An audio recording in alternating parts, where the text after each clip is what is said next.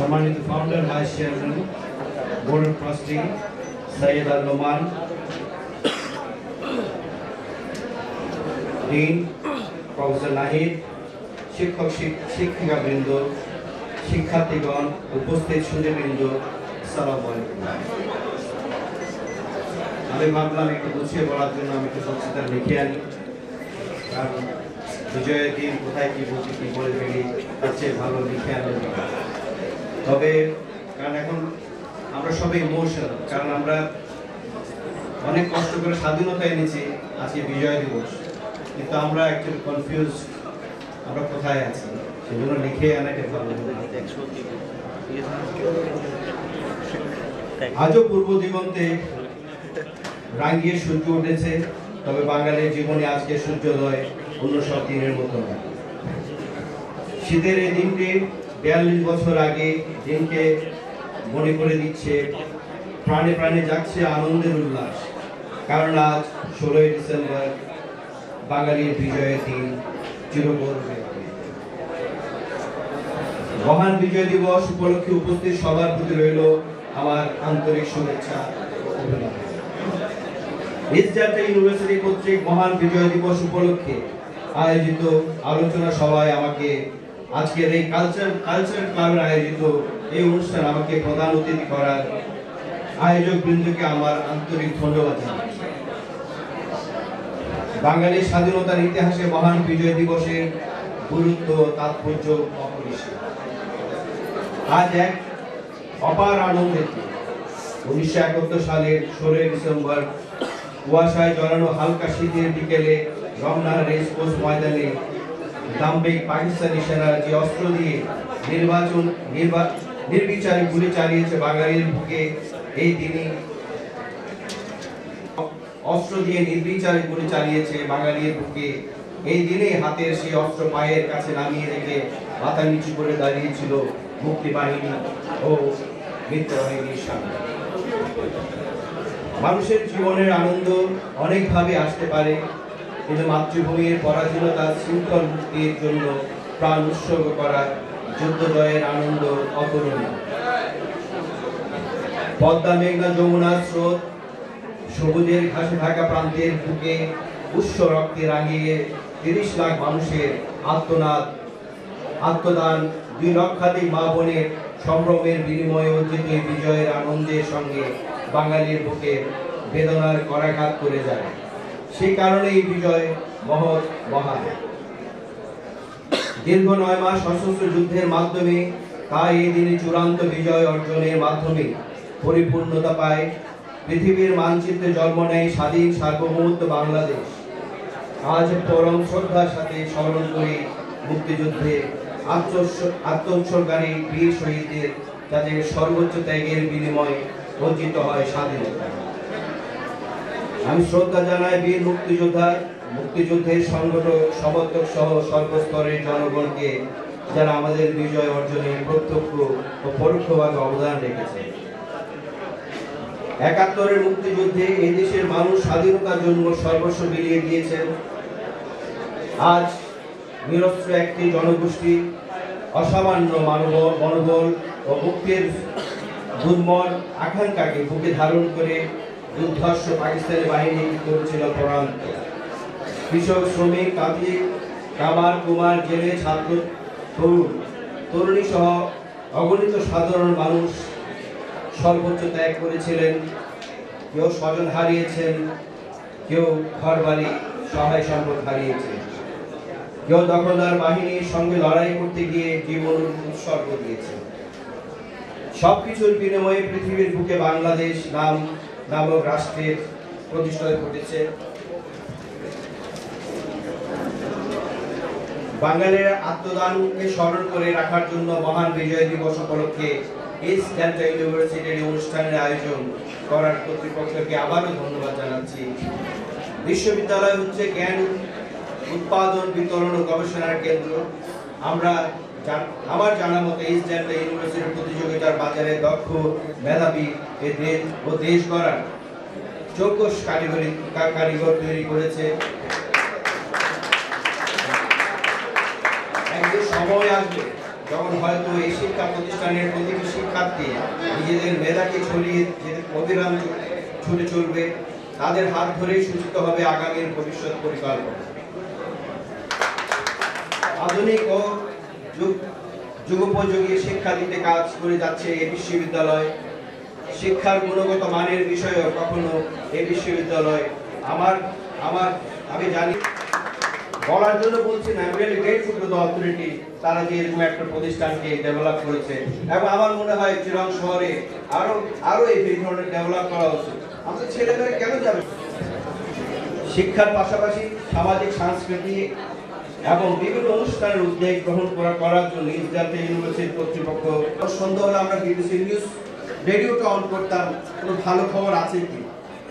Actually আমরা তো স্বাধীন হয়েছি, আমরা অ্যাকচুয়ালি বিজয় দিবসের কথা বলি, স্বাধীনতা দিবসের কথা বলি। আমরা যেমন তখনকার দিনে দেশাত্মবোধক গান শুনে আমাদের মন চঞ্চল হয়ে উঠতো, এগিয়ে যাওয়ার ইচ্ছা হতো। এখনো আমি এখানে যখন এই দেশাত্মবোধক গান শুনছিলাম, আমার চোখে পানি এসেছে। আমরা দেশকে ভালোবাসি, ইকোনমিক ডেভেলপমেন্ট অনেক স্কোপ আছে। ইয়াং জেনারেশন, আপনারা এইসবের এই যে মারামারি হানাহানি, এই যে দেখেন আমরা স্বাধীন, যাও দেশটা আপনাদের উপরে উঠছে, আপনার শিক্ষা গ্রহণ করছেন, আপনার চলে আমাদের নেক্সট জেনারেশন, আপনাদের নেক্সট জেনারেশন এই দেশটাতে খুব ভালোভাবে থাকছে। অনেকে বলে এই দেশে কিছু হবে না, সত্যি কথা না।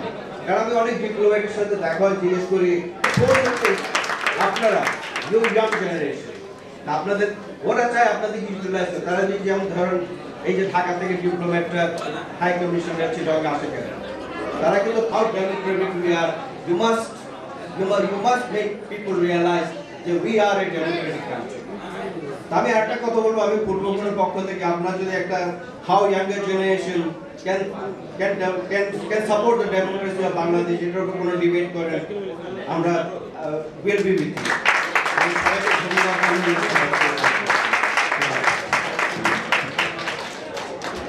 আমি মঞ্চে আমন্ত্রণ জানাচ্ছি আমাদের ভিসি স্যার এম সেকান্দর খানকে তার মূল্যবান বক্তব্য দেওয়ার জন্য।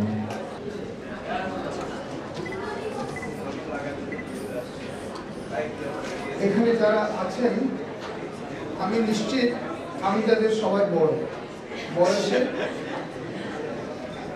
এবং দৈর্ঘ্যে না হলেও প্রচুর অনেক দিক থেকে আমি বড়। আজকে যে কথাগুলো এখানে বলা হলো এবং যে ছবিটি দেখানো হলো, এগুলোর অনেকগুলির সঙ্গে আমি প্রত্যক্ষভাবে যুক্ত।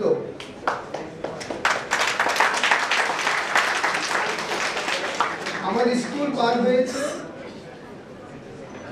মাতৃভাষার আন্দোলন দেখে দেখে,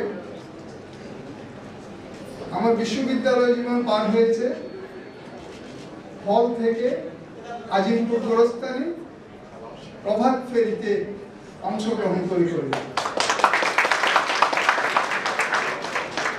আমি বিদেশে লেখাপড়া করতে গেছি, সেখানে আমার জীবন পার হয়েছে বাংলাদেশের যুদ্ধে বিদেশি ছাত্রছাত্রী, শিক্ষক শিক্ষিকা এবং বিশ্ববিদ্যালয়গুলোর সম্মিলিত প্রয়াসকে সংগঠিত করতে। আপনারা জানেন, যখন বাংলাদেশের মুক্তির আন্দোলন শুরু হয় এবং পাকিস্তান বাহিনী যেদিন বাংলাদেশে হত্যাযজ্ঞ শুরু করে, সেদিন পাকিস্তান মানবাধিকার কমিশনের চেয়ারম্যান বিচারপতি আবু সাইদ চৌধুরী আন্তর্জাতিক এক সম্মেলন অনুষ্ঠান শেষে লন্ডন হয়ে দেশে ফিরছিলেন। তিনি যাত্রা বিরতি করলেন, আর পাকিস্তানে ফিরে যাওয়া যায় না। পাকিস্তানের মানবাধিকার কমিশনের চেয়ারম্যান জাস্টিস আবু সাইদ চৌধুরী যখন পৃথিবীময় মানবাধিকারের কথা বলতে গেছেন, সে সময় মানবাধিকারের সবচেয়ে জঘন্যতম লঙ্ঘন এই পূর্ব পাকিস্তানে হচ্ছিল। তিনি ডাক দিলেন লন্ডনে বসে যে কে কোথায় পড়তে এসেছো, কে কোথায় চাকরি করতে এসেছো, লিবারেশন ফ্রন্টে যোগদান করো। আমার মনে আছে সবচেয়ে বড় যে সমাবেশ হয়েছিল সেটা লন্ডনের ট্রাফালগার স্কোয়ারে 18ই আগস্ট। আমরা ছিলাম লিডস বলে এক শহর, উত্তর ইংল্যান্ড। আমরা গেলাম সেখান থেকে জনতার সঙ্গে সেই ট্রাফালগার স্কোয়ারে আমাদের প্রথম, যেখানে আমরা অত্যন্ত প্রাতিষ্ঠানিকভাবে আমাদের আনুগত্য রেজিস্টার করালাম বাংলাদেশের পক্ষে। মজার কথা হচ্ছে আমি তখন লিডস বিশ্ববিদ্যালয়ের পাকিস্তান সোসাইটির প্রেসিডেন্ট, এবং লন্ডন থেকে এসে পাকিস্তান সোসাইটি ছেড়ে দিয়ে আমরা বাংলাদেশ সোসাইটি করলাম। সে দেশের বিশ্ববিদ্যালয়গুলিতে আপনারা এখানে যেমন ক্লাব করেছেন অনেকগুলি বিষয় ভিত্তিক, সে দেশের বিশ্ববিদ্যালয়গুলিতে যেহেতু প্রচুর এবং পসিবল ইকোনমিক্যালি, ওদের প্রধান বক্তব্য ছিল এটা। এবং আমাদের সবচেয়ে বেশি সাহায্য করেছে সেই দেশের সোশিয়ালিস্ট গ্রুপগুলো। সেই সময়ে কমিউনিজম, সোশ্যালিজম এগুলোর খুব প্রবল প্রবাহ ছিল ইউরোপে, এবং সেই সমস্ত ছেলে মেয়েদের দেখলে মনে হবে এরাই সোশ্যালিস্ট। ওদের মধ্যে ভেদাভেদ ছিল না, এবং ওরা বিশ্বাস করত যে গোটা দুনিয়াময় একসময় কমিউনিজম আসবে এবং আমরা সবাই এক কাতারে দাঁড়াতে পারবো, সবার জন্য সব সুযোগ উন্মুক্ত হবে, যার যার মেধা অনুসারে সে তার জায়গা করে নিতে পারবে। সেই এক সময়ে আমরা টিচিং প্রোগ্রাম করছি।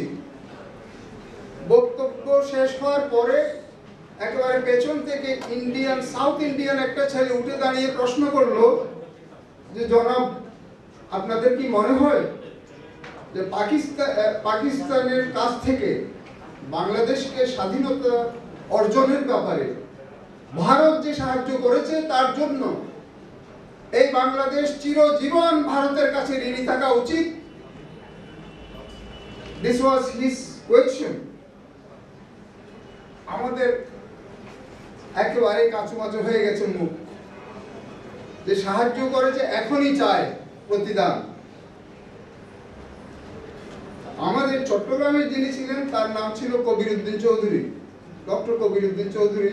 সাতকানিয়ার মানুষ, সাতকানিয়ার মানুষরা, আমি সাতকানিয়াবাসীদের প্রতি সম্মান জানিয়েই বলছি যে এরা খুব শক্ত এবং বেশ বড় গলায় সত্য কথাটি বলে। এই লোক ঢাকা বিশ্ববিদ্যালয়ের অনার্সে 3rd ক্লাস পেয়েছিল, জেলখানা থেকে পরীক্ষা দিয়েছিল বলে।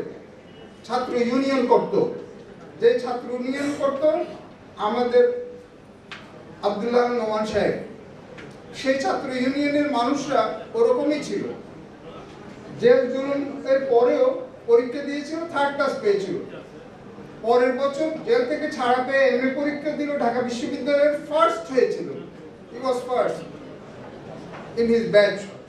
সেই ছেলে তার রাজনৈতিক বিশ্বাসের জন্য জেলখানায় গিয়ে পরীক্ষা দিয়ে 3rd ক্লাস পেতেও কোনো রকম তার মধ্যে বিকার ছিল না।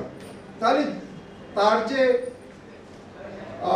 Dedication, commitment to his ideology কিরকম শক্ত হলে নিজের ক্যারিয়ারকে ভুলে গিয়ে সে এই রাজনীতি করেছে।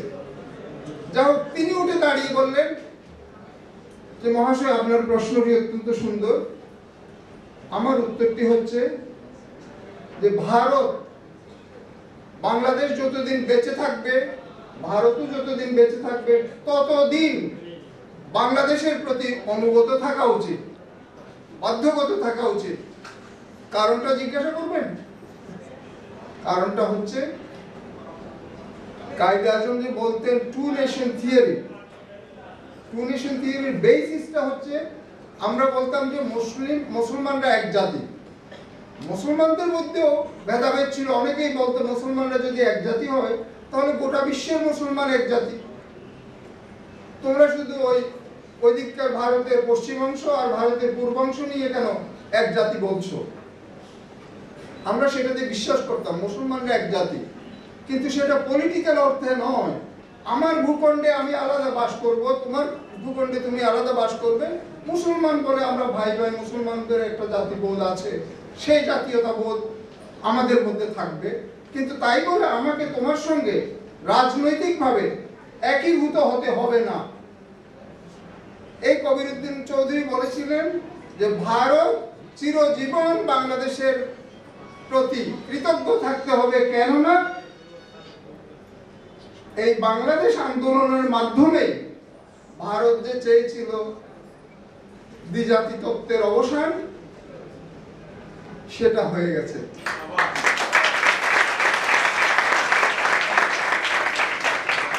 আমি ঘটনাটি কেন বললাম? আমি শুধু এই জন্য বললাম, ভারতের যে ছেলেটি, সে সাউথ ইন্ডিয়ান ছেলে, যে ছেলেটি প্রশ্ন করেছিল, সে তার জাতির স্বার্থটাকেই তখন প্রবল উৎসাহে তুলে ধরতে চাচ্ছিল, যে পৃথিবীর কাছে তুলে ধরতে চাচ্ছিল যে ভারত এমন একটি কাজ করেছে যে কাজটি একটি দেশের জন্য চিরজীবন মনে থাকার মতো কাজ হয়ে গেছে। তার জাতীয়তাবোধ থেকে সে করেছে, আমি তাকে সম্মান জানাই সেখানে। আজকে যখন আমরা এন্টি ভারত আর এন্টি পাকিস্তান কথাবার্তা বলি, আমরা ভুলে যাই যে পাকিস্তানের উচিত পাকিস্তানের স্বার্থ দেখে চলা, ভারতের উচিত ভারতের স্বার্থ দেখে চলা। আমরা এক জাতি, দুটি জাতি, আমরা আমাদের স্বার্থ বুঝি না। আমাকে যখনই ভারতীয় একজনের সঙ্গে কথা বলতে হয়, তখন আমাকে মনে রাখতে হবে সেই ভারতীয় যে কথাটি বলছে সেটি কখনোই ভারতের স্বার্থের বিরুদ্ধে নয়, বরং তার স্বার্থটাকে সর্বাধিকীকরণের একটা প্রয়াস। আমাকে নিয়ে চীন খেলা করে, আমাকে নিয়ে আমেরিকা খেলা করে, আমাকে নিয়ে ভারত খেলা করে, আমাকে নিয়ে পাকিস্তান খেলা করে, এটি যেন আমাদের এই প্রজন্ম হয়ে পড়েছে। যারা আমাদের সাহায্য করেছো তারা জেনে যাও, তোমরা তোমাদের স্বার্থ দেখবে, আমরাও আমাদের